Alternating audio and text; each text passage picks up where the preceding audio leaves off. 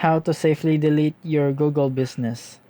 So if you find this video tutorial helpful, please subscribe to this channel and as well consider clicking on that bell icon on.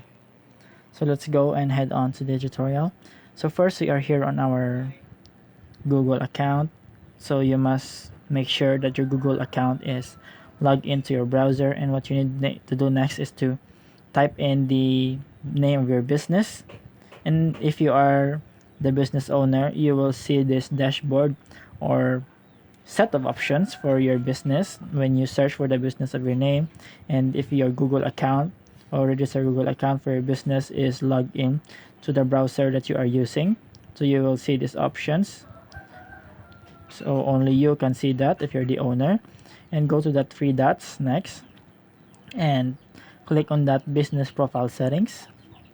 Once you have clicked on that, you will have these options right here, and of course go to remove business profile.